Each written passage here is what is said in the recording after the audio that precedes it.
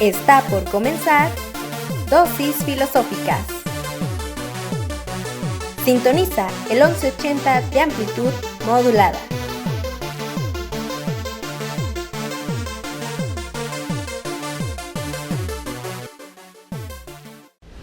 Radio WAPS 1180 AM.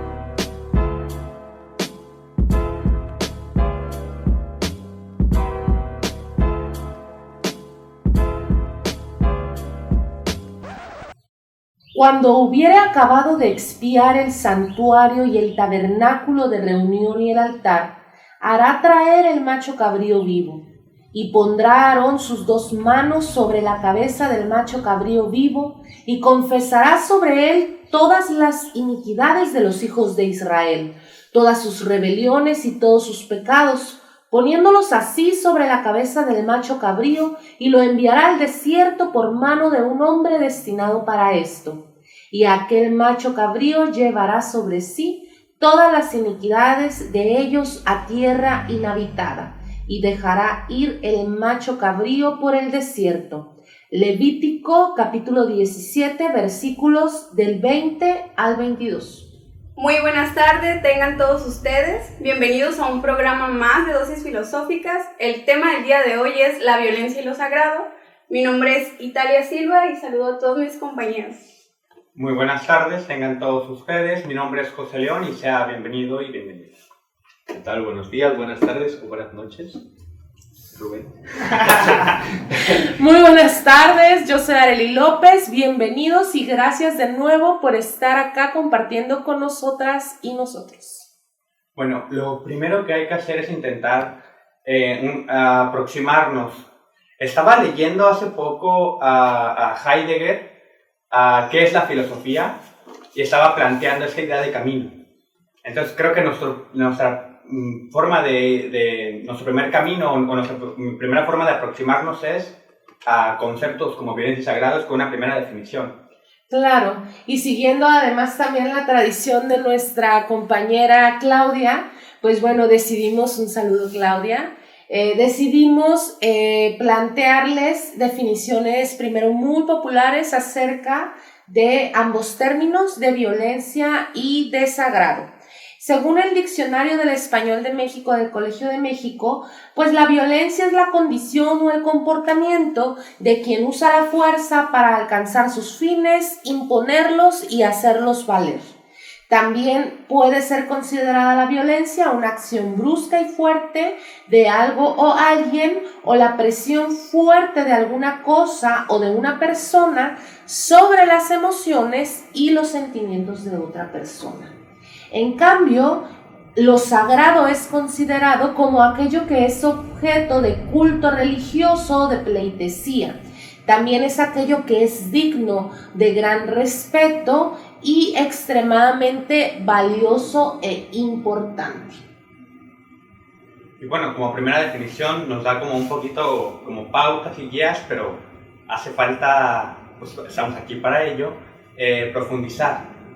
Tanto en la violencia como en lo sagrado y su relación. Entonces, pues empecemos. Primero, ¿qué es la violencia? Sí, que de principio también la inquietud surgió un poco a partir de que estabas tú revisando, ¿no?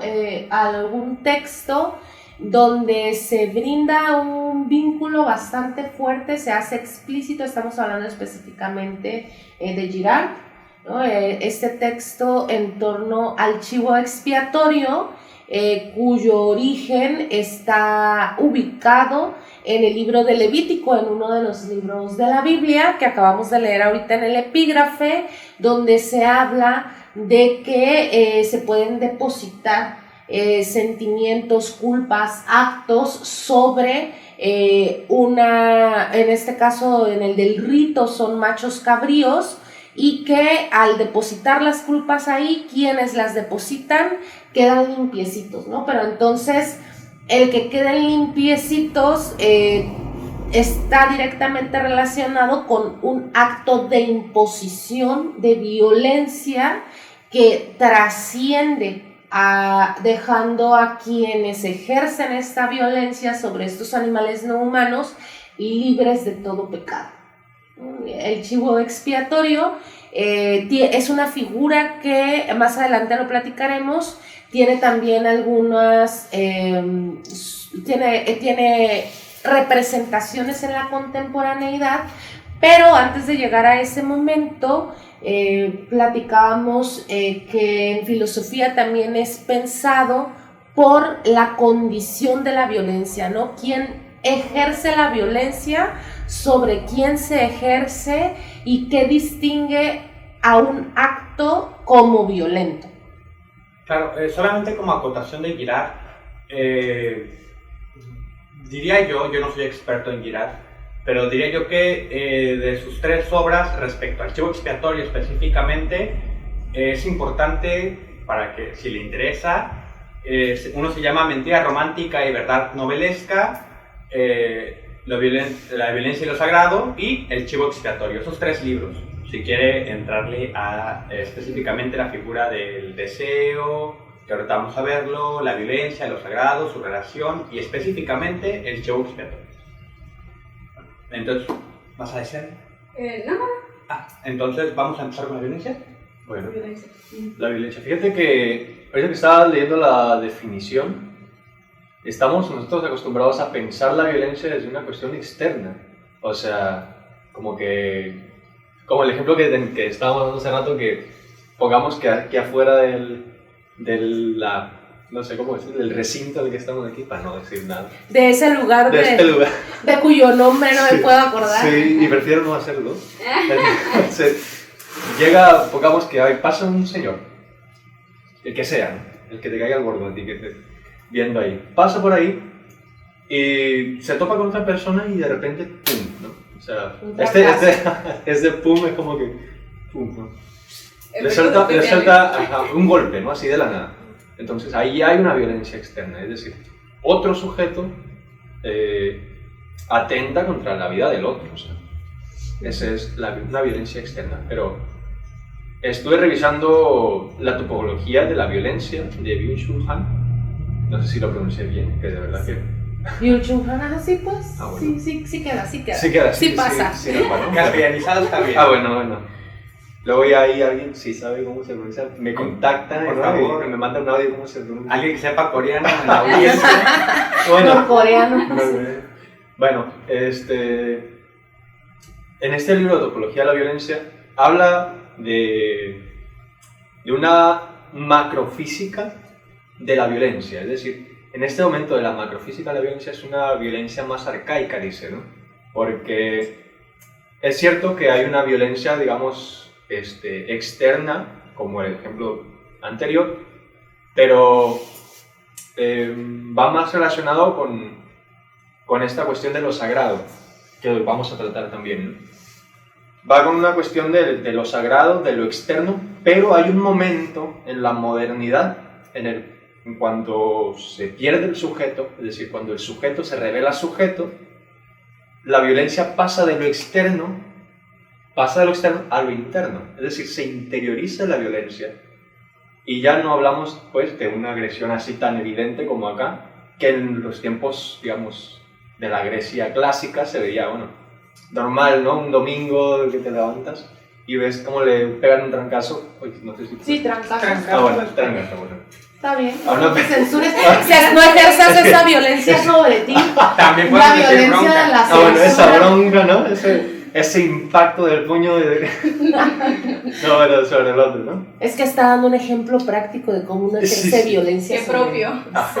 Bueno, no voy a decir qué me pasó, pero no voy a decir quién soy, ¿no? No podría. No puedo. Jamás, pero bueno. Entonces, digamos, había lugares, había recintos donde se practicaban estos actos de violencia, pero con una vista religiosa, digamos, bueno, Sí, sagrada, ritual, una cuestión de rituales, ¿no? Pero a partir de la modernidad se invisibiliza, digamos. La violencia, dice Han, que es proteica, que se adapta según la constelación social, ¿no? Va cambiando, va mutando y se va invisibilizando según con la libertad, que es su contraria, ¿no? Digamos, de algún modo. Y en este momento en el que coinciden la libertad y la violencia se diluye. se vuelve más invisible, digamos. Y no desaparece, pero parece que desaparece. Y entonces entramos a un exceso de positividad y como es tan positivo, nosotros nos damos cuenta que hay violencia. Oye, no, todos en contra de la violencia y tal. Entonces, hay una violencia, un ejercicio ahí de poder.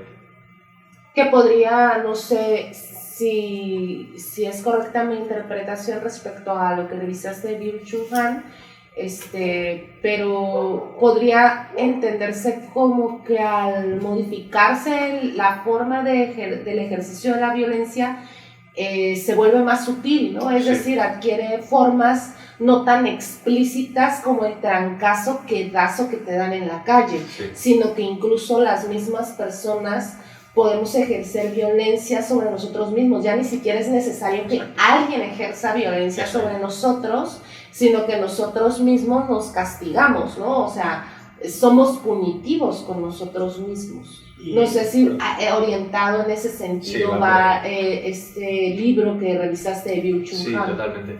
Y yo no puedo dejar de pensar en la contraparte de si la violencia es interna, también lo sagrado.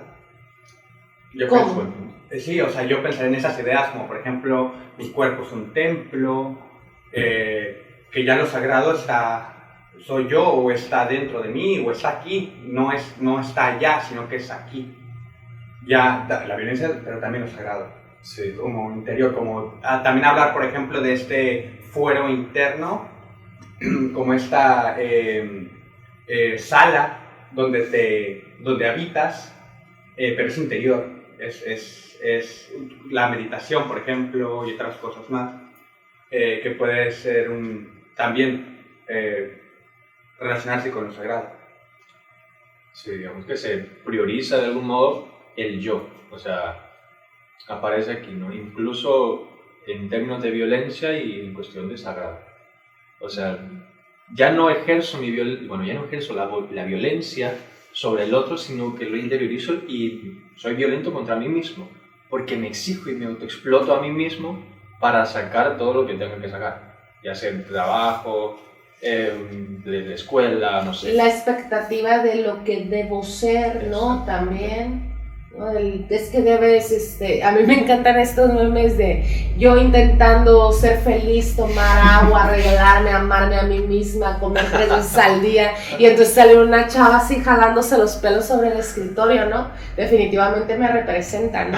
El uso de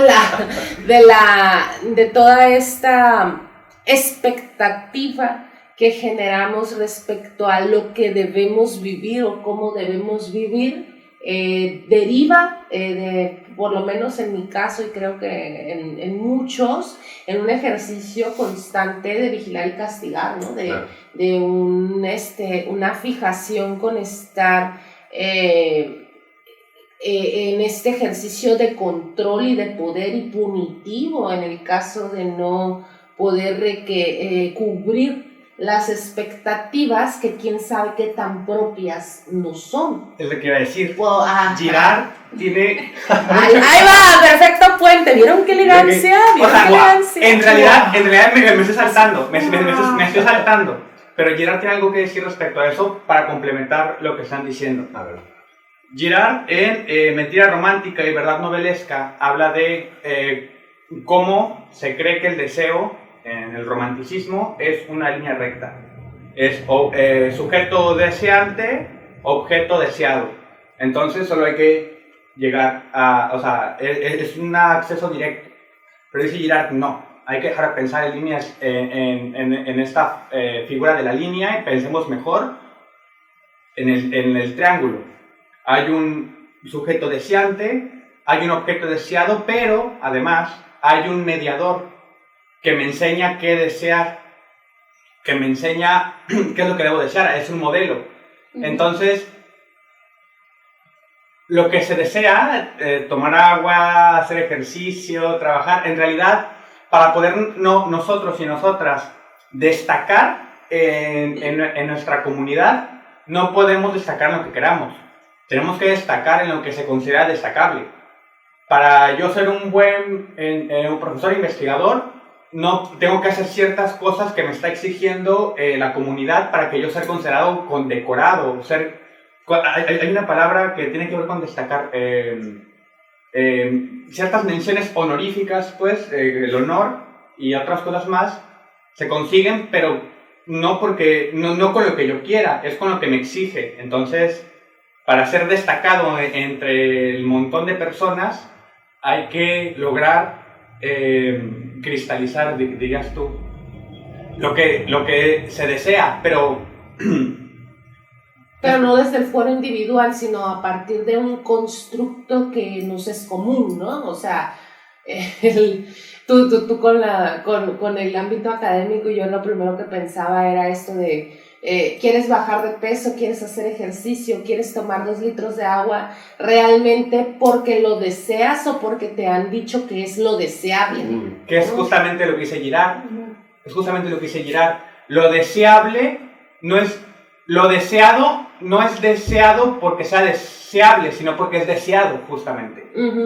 Que es justamente eso. O sea, algo se desea porque otros lo desean, que es el mediador. Entonces yo lo deseo.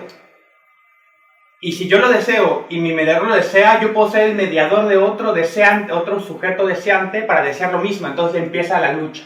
Yo lo encontré como ser discípulo del mediador, o sea, seguir esa línea. Pero sí, la imagen es el mediador. Y tiene que ver con esto de mímesis, decían hace rato.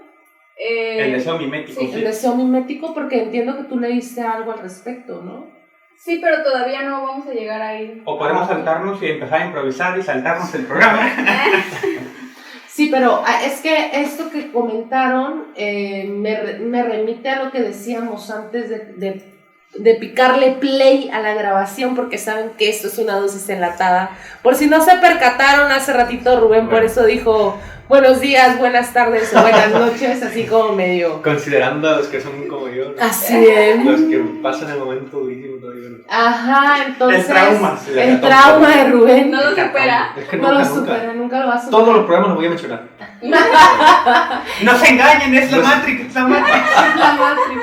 Entonces, considerando lo que comentábamos antes de comenzar la dosis enlatada, creo que tiene relación con eso, ¿no? Con el que buscamos imitar, porque esa imitación nos da también una sensación de comunión con el otro, de común unión, de algo que me vincula al otro.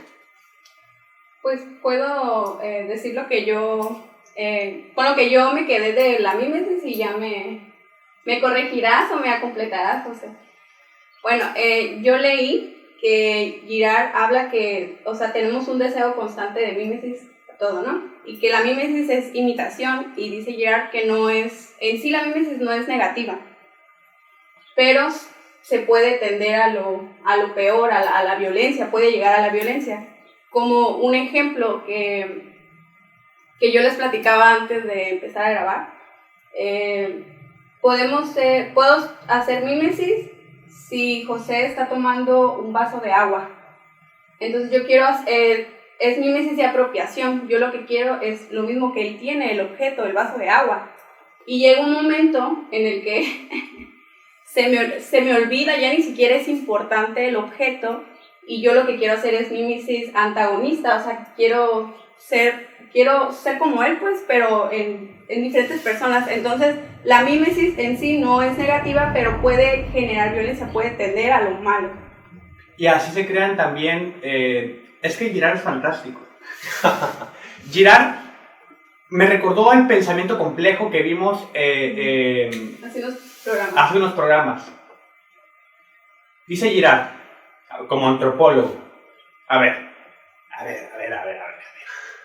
gente, ¿por qué en tantas culturas está prohibido el incesto? ¿Por qué? O sea, ¿por qué se domesticaron ciertos animales? No es porque el humano dijo, ¿sabes qué? Dentro de unos miles de años, este animal va a ser bueno para nosotros y nosotras como comunidad.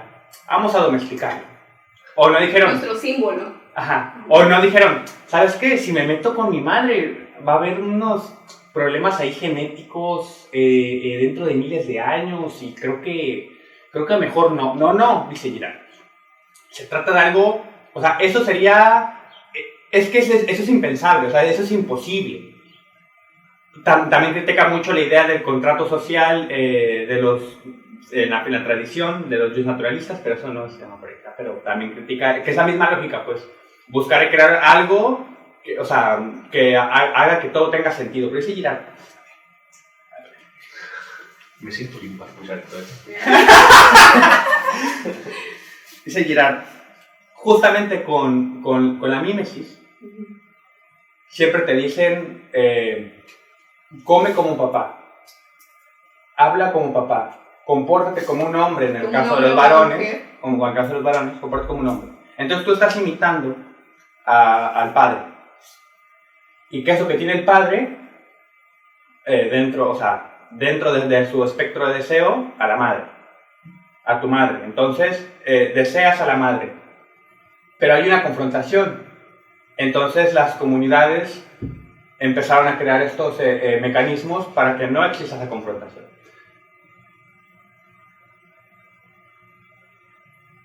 Vamos a llegar ahí.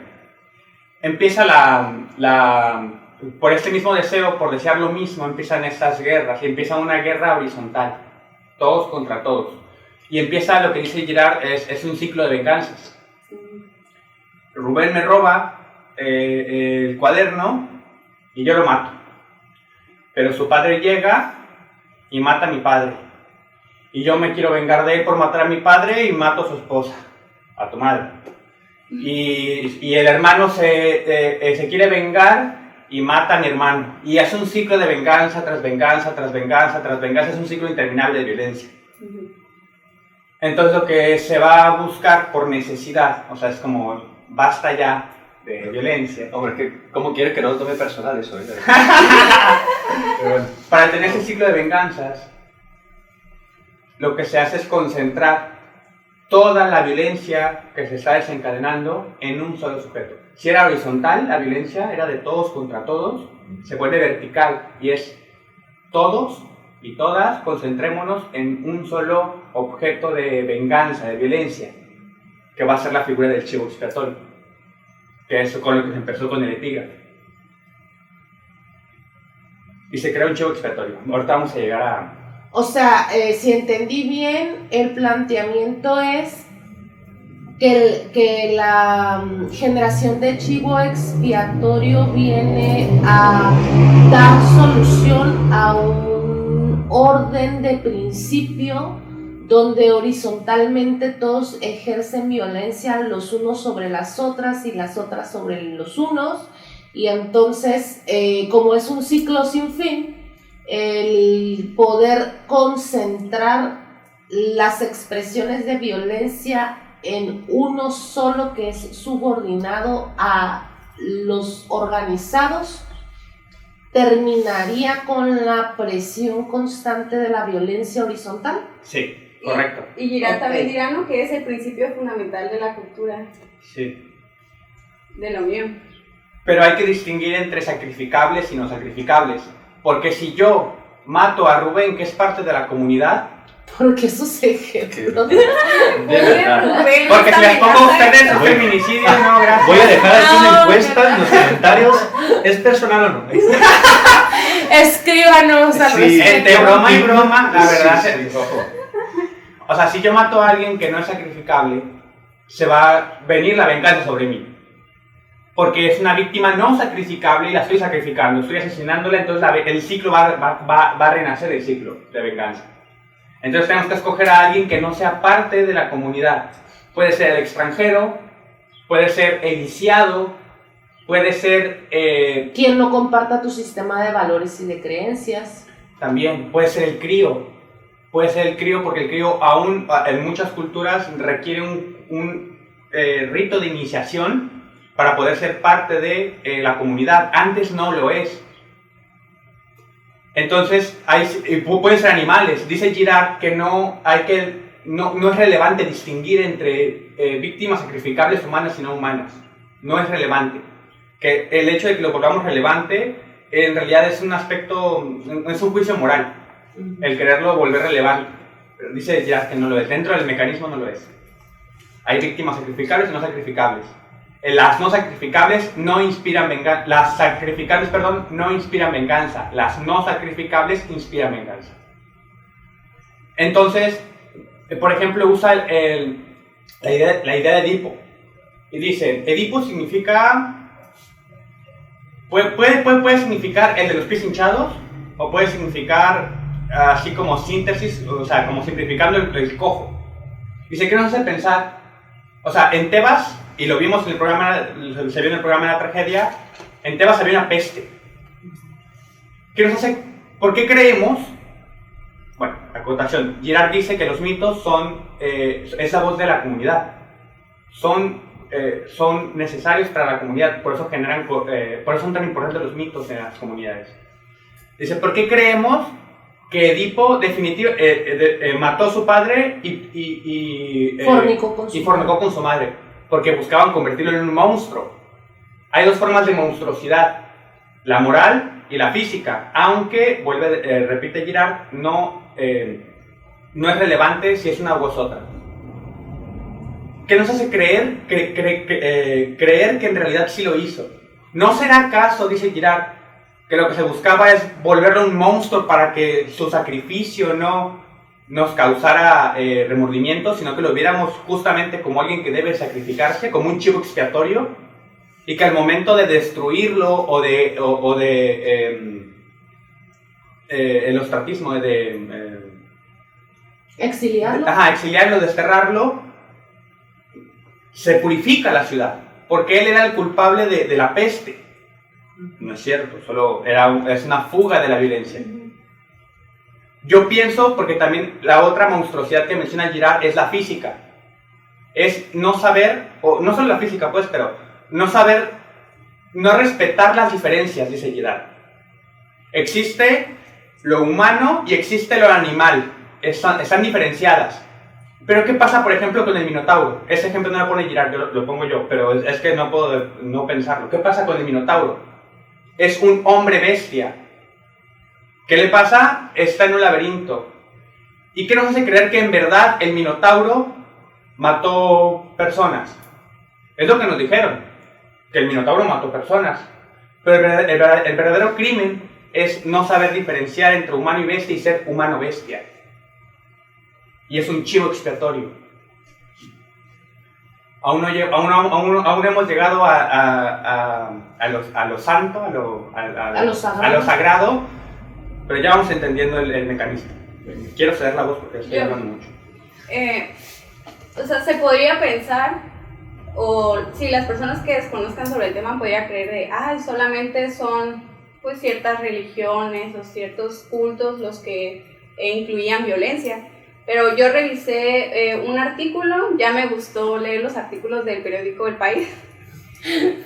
Revisé el artículo de José Álvarez Junco, que es un historiador, y él lo que dice, para empezar, que suena contradictorio creer que hay una relación entre la religión y la violencia, porque hay ciertas culturas específicas, religiones específicas, que tienen principios morales universales, ¿no? Entonces, para empezar, parece contradictorio.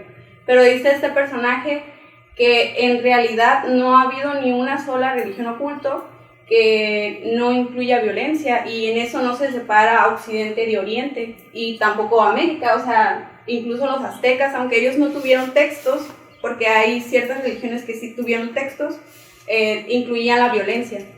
Y dice también que las religiones que sí lograron tener textos sagrados incluyen violencia o incitan a la violencia, y también lo malo de esos textos es que pueden ser mal interpretados a conveniencia en uso de la violencia, como por ejemplo una cita que hay en el Corán que tiene que ver con las religiones islámicas, que dice, combatid por Alá, pero no nos excedáis, que no crean los infieles que van a escapar, no podrán preparar contra ellos toda la fuerza, toda la caballería.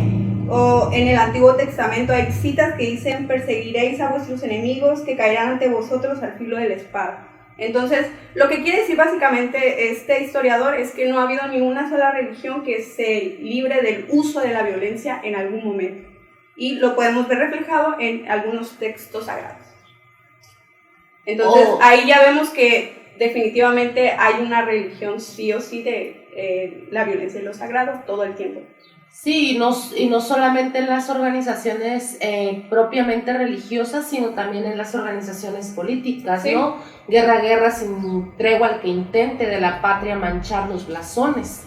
No Un solamente soldado en espiritual. cada hijo te dio, o sea, ¿de qué estamos hablando? Necesariamente la organización no solo eclesiástica, ¿no? Porque también ahí está el Cordero de Dios que quita los pecados del mundo, sino todas las organizaciones políticas nacionalistas de principios del siglo XX están marcadas por el surgimiento de estos estados-nación que por un lado abrazaban a sus habitantes con Z, ¿no? Uh-huh. A costa de que estuvieran dispuestos a ser abrazados por la patria con S, ¿no? O sea, defenderla hasta su muerte. Pues leí en un ensayo, también lo platicamos antes del programa, que el nombre del espacio sagrado se hace muchas cosas y puede ser desde el pensamiento espiritual, como les acabo de decir, los textos sagrados, o puede ser desde el pensamiento racional, los derechos humanos. Por el espacio sagrado, o sea, a veces se legitima la violencia, pues. Claro. No sé si quiere, es que yo creo que hablé mucho, entonces, adelante. Pues en realidad este asunto de la normalización de la violencia, hace poquito veía yo una película y era una película muy muy violenta y a mí lo que me impresionó fue darme cuenta de lo normalizado de lo interiorizado que tengo, tengo las maneras de reaccionar ante la violencia, ¿no? Porque era una película ambientada en primer mundo, era ¿en dónde? Perdón, te platiqué a ti que la veía. Noruega, la vi por recomendación tuya, la película, Utoya. Y las reacciones de los personajes a mí me parecían terribles, ¿no? Era así como, oye, pues si te están persiguiendo porque te quieren balacear, deja de marcar el maldito celular, ¿no? Estás en una isla. Y me tenía muy ansiosa la película, pero me tenía muy ansiosa porque las reacciones de los personajes de la película noruega me parecían completamente faltas de sentido común. Pero entonces luego me rebotó la crítica sobre mi propio foco y dije, no manches, Arely, o sea, tienes súper introyectado el rollo de cómo reaccionar ante escenarios violentos, ¿no? Y esa normalización implica insensibilidad, pese a que las personas que tienen, que regularmente tengo cerca, suelen decir que soy una persona sensible, ¿no? Y considerada y todo lo demás, cuando me cae a mí el 20 de que estoy reprochando el hecho de que reaccionen de manera tan atípica, desde mi parecer, los personajes, tiene que ver con una normalización de la violencia. Para quienes no la han visto, no me gustaría meterme mucho en ese tema porque es un tema polémico que tiene que ver con religión, que nos llevaría muchísimo más del tiempo que tenemos a disposición en radio, pero para quienes no la han visto, la película de Madre creo yo que presenta una forma muy original de mostrarnos cómo el catolicismo tiene introyectados en sus ritos y en sus cultos situaciones sumamente violentas, ¿no? Cada domingo que uno puede asistir a un rito católico, a una misa, se están presentando una mesa de sacrificio, es una carnicería, pues, pero está tan normalizado que no solo no lo ven mal los católicos, sino que es pecado no ir a misa los domingos. O sea, está mal no participar de la mesa del sacrificio una vez a la semana. O sea, está muy pesado. O, por ejemplo, si nosotros vemos en la calle que una patrulla, que ahora mucho menos, y qué bueno, hace ratito lo platicaba yo con Rubén, ¿no? Que pareciera que ahorita la violencia es reprobada en tanto que es visible, aunque de hecho siga sucediendo en la calle, ¿no? Que si nosotros vemos que una patrulla se para y va a subir a alguien, pues decimos, pues algo andará haciendo, ¿no? Pues algo, y entonces la gente suele no meterse cuando llega una patrulla y quiere subir a una persona, y nosotros presuponemos que hizo algo mal, cuando en realidad no sabemos si hizo algo mal, ¿no? ¿Por qué? Porque que es lo común de lo mataron, es que fumaba o se metía o lo que sea, era un drogadicto. Lo agarraron en algo. Sí. Andaba en malos pasos probablemente. ¿Por qué? Porque entregamos al Estado y dentro del Estado a la policía, que es el órgano estatal encargado de detentar y ejercer la violencia y la punición, a ellos entregamos nuestra voluntad y nuestra confianza en que se supone que ellos deben vigilar y castigar, ¿no? Pero entonces, ¿cuándo se vuelve malo esto? Ya cuando lo vemos en la red social. Si a alguien se le ocurrió sacar el teléfono y empezar a transmitir en vivo, pues sí vamos a ver un montón de gente en redes sociales que dice, alguien ayúdelo, está mal, ¿por qué hacen eso? Miren cómo lo están jalando. Ahí sí hay un montón de gente renegando. No es que esté sucediendo algo diferente, porque está sucediendo una transmisión en vivo. Lo que está pasando es que se está proyectando, ¿no? Se está proyectando a través de la pantalla lo que está sucediendo en lo real, y al pasar al territorio de lo virtual, entonces ahí ya es donde se transforma la manera en que lo percibimos, porque lo estamos percibiendo mediáticamente. Muy probablemente la reacción de esas personas que responden mediáticamente sería otra si estuvieran en el momento, en el lugar, en el terreno de lo real y no de lo virtual. Claro.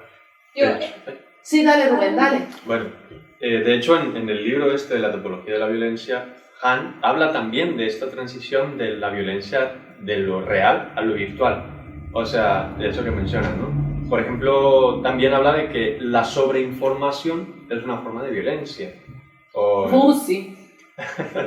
Nosotros podemos, por ejemplo, en el ejemplo que da Kereli, si me acuerdo una vez que vi Dale. una transmisión en vivo, no me acuerdo, por un reportero, bueno, no me acuerdo bien del nombre ni nada, pero me acuerdo que estaban hablando ahí de mira, este tipo se lo encontraron en una casa, y ojalá se lo lleven los encargados aquí de no sé qué, porque se le encontró aquí con objetos robados. Y yo digo, bueno, qué mal, ¿no? Qué pesado el tipo que robó. Pero realmente a lo mejor me estoy dejando influenciar por el discurso que me está transmitiendo a partir de lo virtual. O sea, yo no estoy en ese momento ahí. Pero mi percepción de lo que sucede ahí pasa a través de la pantalla y lo que me está narrando. O sea, el acontecimiento violento quizá pasa a través del discurso. Es un discurso más que nada. Sí, la opinión pública se ve transformada con base en la disposición del relato, ¿no? Claro. Me hizo recordar una vez que sentí múltiples violencias con una publicación de un video de alguien que estaba en la cárcel y estaban agrediendo a otro reo. O sea, los reos estaban agrediendo a un reo. Y ahí fue cuando me sentí la primera sentimiento de violencia, como de a la bestia. Y luego en los comentarios de sí, que se muera, no sé qué, y fue segunda violencia de ver la gente con su catarsis, diciéndole que se muera, que lo tiene merecido, que no sé qué. Volcando su odio sobre quien ya está. Concentrando el odio verticalmente. Fíjate que, por ejemplo, nosotros, si pensamos la unidad carcelaria desde esta posición, o sea, ahí están quienes han cometido delito, ¿no? Pongamos. O a lo mejor no, que a lo mejor ya habrá alguno que varios. Bueno, varios. Que pasen ahí como el grumo que se salta el colador, ¿no? Pero bueno, O presos políticos. Pasa también, o sea. ¿Y qué función tiene ese sistema, no? Claro, o sea, digamos, cumple la función del dispositivo de vigilar y castigar, el panóptico Foucaultiano, digamos. Entonces, como nosotros estábamos pensando, ¿no? Se nos plantea, oye, mira, quienes están en la cárcel, bueno, están en la cárcel los que incumplieron la ley, como ladrones, violadores, lo que sea, ¿no? Ahí están. Bueno, qué bueno que están ahí. Que se pudran allá los que están ahí. Acá todo bien, pero con que no se pasen para acá. Ahí los invisibilizamos, ¿no? Pero no nos damos cuenta que ellos también forman parte de nuestra sociedad. Que también son humanos, porque también se deshumanizan. Se deshumanizan. Y entonces toda la violencia se concentra en estos sujetos que están, digamos, metidos de algún modo en esta unidad carcelaria y habrán sido culpables o inocentes. No importa. Mientras estén ahí dentro de este marco, ahí está, chicos.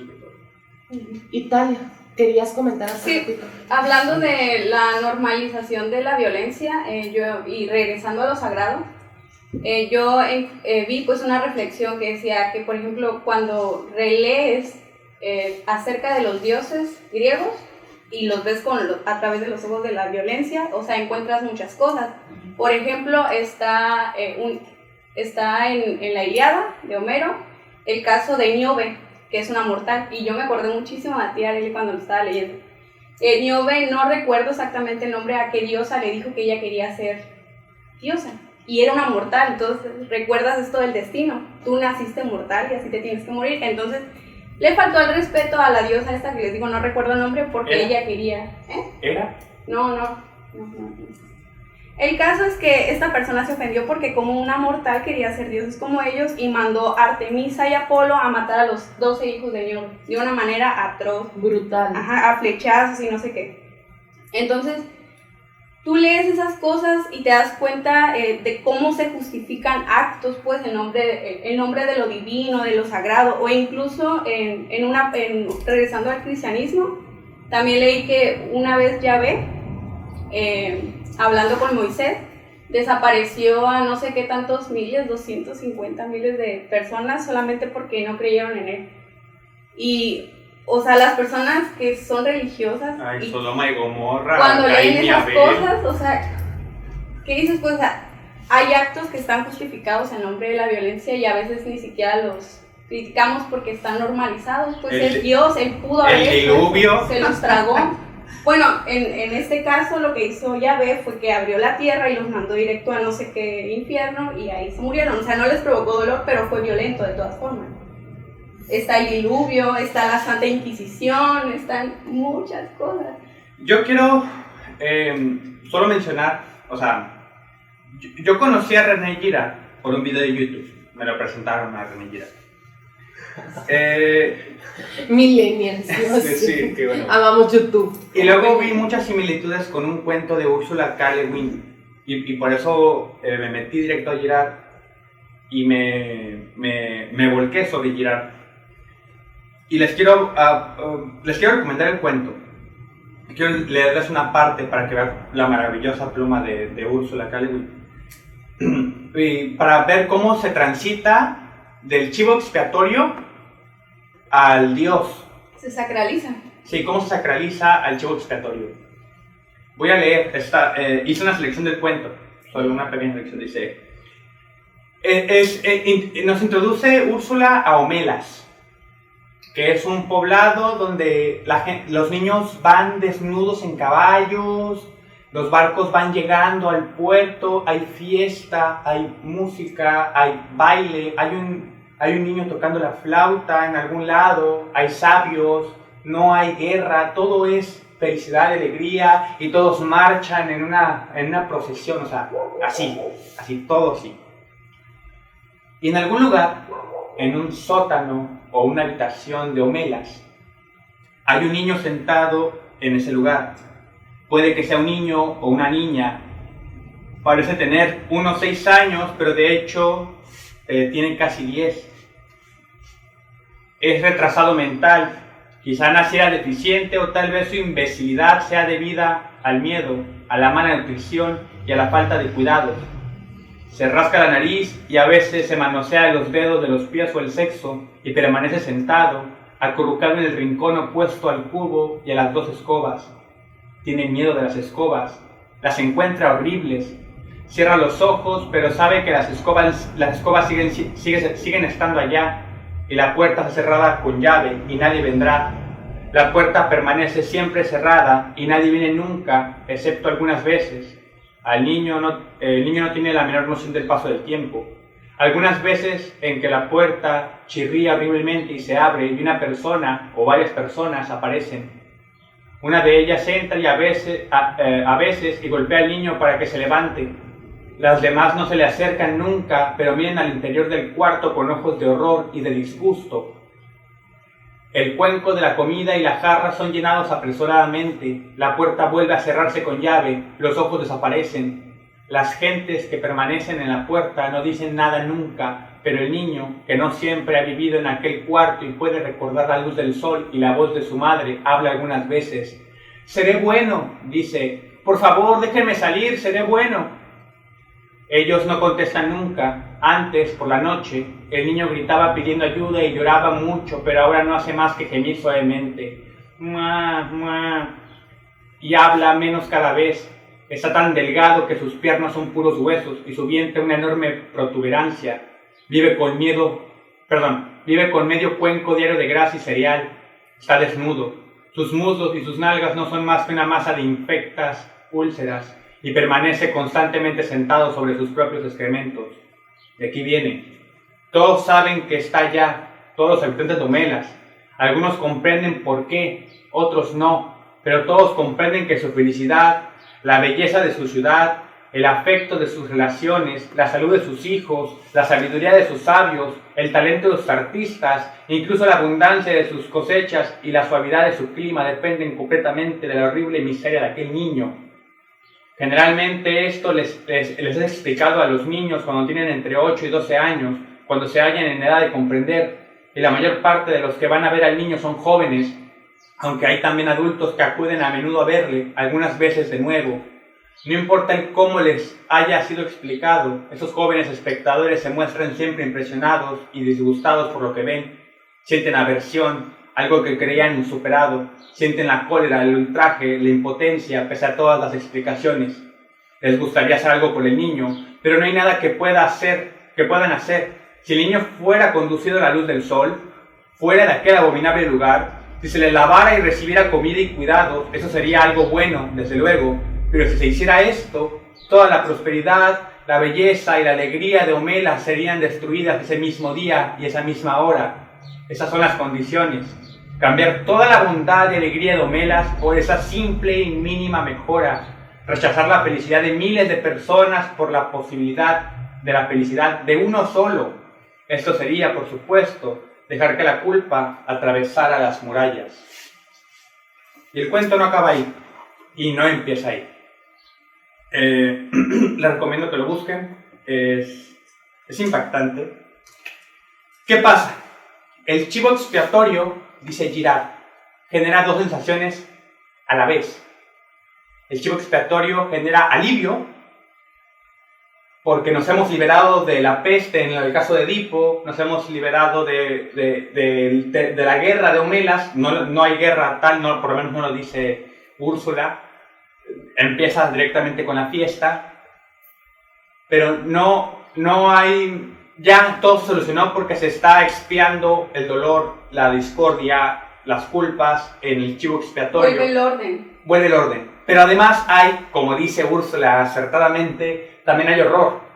Hay horror y sentimiento de bienestar. Horror porque ahí se concentra todo el mal, ahí se concentra todo el crimen. Pero también alivio porque ya no está ese crimen, ya no está con nosotros ese crimen, ya ha sido expiado. Entonces cada cierto tiempo, cuando llega a haber un desorden, se vuelve cíclico y se vuelve ritual. De ser un sacrificio único, se empieza a convertir en ritual, se empieza a convertir en periódico. Y de ahí, con el paso del tiempo, se va convirtiendo en santo, porque ese ser que nos causa aversión, violencia, que tiene en sí el mal, también nos causa alivio. Entonces, para Girard, lo sagrado tiene esta ambivalencia entre lo negativo y lo positivo. Conviven, confluyen. Yo vi algunas características del chivo expiatorio en Girard y vi que algunas de ellas era que él mismo se sentía culpable de lo que sea que se le acuse a la comunidad, la religión, lo que sea. Seré bueno, Se- dice. Ajá, o sea, Seré él bueno. mismo se la cree, se siente que se lo merece. Y otra característica que vi del chivo expiatorio es que nunca se defiende. O sea, el inocente no se defiende ante la violencia. Quienes se defienden son las personas culpables, las que están mal. Pone la otra mejilla. En este cuento de Ursula K. Le Guin se llama Los que se alejan de Omelas, y es por algo muy específico. Ese ser es una víctima sacrificable, no inspira venganza. Entonces, ¿qué pasa con esas personas que no están de acuerdo en participar en ello? Se van. No meten las manos por el crío, porque eso sería ir en contra de sí mismos y de su comunidad. Y no están dispuestos a con toda esa carga. ¿Qué hacen? Se alejan. Porque deciden no participar, pero el crío sigue en el sótano. Úrsula es maravillosa.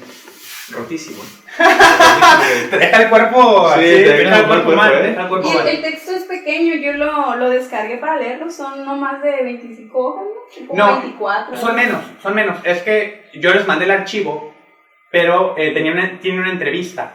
Entonces la entrevista también pues ocupa espacio y tiene una pequeña semblanza. El cuento en realidad son a lo mucho 5 cuartillas.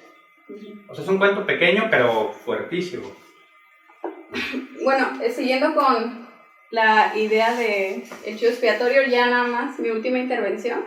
Estuve leyendo entre varios trabajos que revisé sobre Girard que el sacrificio, que en este caso está implícito el chivo expiatorio, es lo que, ya lo dije, es el principio fundamental de la cultura o del colectivo. Fundamental. Sí, No solo fundamental, sino fundamental. porque de todos contra todos, todos contra uno. Entonces nos une, a pesar de que yo no comparta lo mismo que Areli y yo nos estamos uniendo. ¿Es acaso que soy nuevo todavía que no? ¿Por qué deciden hacerle de la verdad, novatada, Rubén? Es la novatada. Me mataron ya 3 veces hipotéticamente, Estoy amenazado de... Violencia pura. Violencia simbólica. Violencia, sí. Déjenme en paz a Rubencito, Es por que de favor. verdad. No es por demás. Se han unido Italia y José Sí. este programa con Rubén. Liberé tensión, gracias gente, Sí. liberé tensión. No es saludable, ¿eh? Eso no... No, Odiamos ¿ves? esto. Estás queriendo recibir el alivio después de agarrar un chivo expiatorio Sí. en este programa. ¡Claro! ¡Ya! En práctica. ¡Qué bárbaro! O sea, como Rubén fue Sí, práctico pero con la de la violencia hacia sí mismo, yo estoy usando el ejemplo del chivo expiatorio. Ándale, pues. Y yo con razón vengo sintiéndome así como que qué pesado soy. Así como martirizándome a mí mismo, ¿no? Por mi culpa, por mi Violencia. No interna. te martirices, lo hago por Es ti. que, bueno, ¡Qué bárbaro! agradecido con el de arriba. Bueno, quiero comentar algo rápido. Dale. Regresando a esta cuestión de la mímesis, ¿Qué respiro, eh? Qué buen- Sí. Qué buen aire. Me vino a la mente así. Bueno, me vinieron a la mente las categorías de salud y enfermedad. O sea, a ver, digamos que. Creo que era Foucault quien trataba esta cuestión de la salud y enfermedad. No como una cuestión de ciencia o de medicina pura, sino una cuestión social. O sea, digamos, por ejemplo, hubo un ser, una persona ahí que vivía de tal modo. Y como vieron todos, uy, yo quiero estar así, y ya van todos a querer estar así, ¿no? Pero esto se nota la diferencia, por ejemplo, en una cultura, qué sé yo, africana, donde estar saludable es tener una panza así, grandota, y consumir, no me acuerdo si sangre de un animal, para que la panza se inflame, ¿no? Entonces aquí nosotros lo vemos como que, ¿qué pasa? O sea, ese está enfermísimo, o sea, esto no es saludable, o sea. Claro. Y allá, en cambio, es, uy, yo quiero estar como ese tipo. Abundancia. Mi ídolo, ¿no? Entonces, hay una cuestión mimética ahí también, ¿no? Que se juega el papel de la salud y la enfermedad. O como los cánones de belleza también. De belleza y de bienestar, ¿no? Que tienen que ver con una cosmética acerca de cómo te ves y de cómo está tu cuerpo dispuesto, ¿no? Pero también,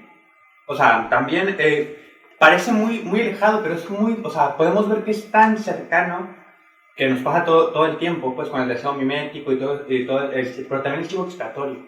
Claro. Y Arely, habías traído sobre el chivo expiatorio. Sí, pero se nos terminó el tiempo. ¡No! Así llevamos, ya nos comimos el programa, ni siquiera hemos entrado a los ejemplos. Vamos a tener que editar por ahí un par de cositas para poder alcanzar a dejar la reflexión final, ¿no? El chivo expiatorio es una figura que no solo se plantea desde filosofía, también se plantea desde psicología. Es sabido que hay muchísimos ejemplos contemporáneos donde hay conjuntos de personas que se organizan y que toman a una persona específica del conjunto para que cargue con todas las culpas y con lo que se considera incorrecto y reprobable, a pesar de que todos lleven a cabo ese acto. Eligen a ese uno se le violenta sistemáticamente, se le margina, se le excluye, y gracias a eso viene consigo, con esa violencia, una sensación de bienestar, ¿no? Este ejemplo es el ejemplo del bullying en las escuelas también, de la forma en que tomamos como sociedad a estos marginables, ¿no? A estos seres marginables que no participan de cierto estatus, ¿no? De cierto prestigio, de ciertos códigos que como sociedades creemos que queremos conservar, y entonces la marginación de los sin techo, de los buleables, de toda esta gente, son las formas contemporáneas de chivos expiatorios. ¿De qué otra forma nosotras y nosotros perpetuamos la imagen del chivo expiatorio? Pues bueno, en este programa es uno de los pocos programas donde no solo nosotros hicimos la tarea, sino que le invitamos atentamente a que usted haga la tarea, ¿no? Realmente las reacciones que estamos teniendo como individuos y como sociedades son proporcionales a lo que de hecho acontece o está respondiendo a un ejercicio de violencia desmesurada. Realmente está bien tronarle las nalgas a un ladrón en un pueblo solo porque robó una gallina. O sea, realmente es proporcional la reacción de matar a alguien solo porque dio la impresión de que se estaba metiendo a un huerto, o reaccionar diciendo que una víctima muerta lo merecía porque no estaba cumpliendo con una serie de códigos morales como la forma de vestir o la hora en que se transita el espacio público. ¿Qué otros chivos expiatorios existen en la contemporaneidad y que no precisamente tienen que ver con el ejercicio de un credo religioso, sino con el seguir perpetuando una serie de creencias sociales de nación o de Estado?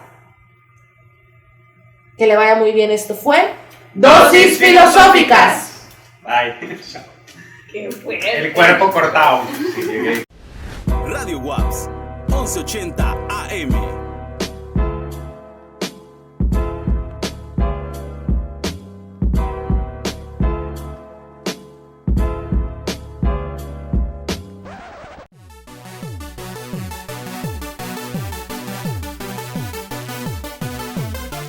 Hasta la próxima. Esto fue Dosis Filosóficas. Gracias por sintonizar el 1180 de amplitud modulada.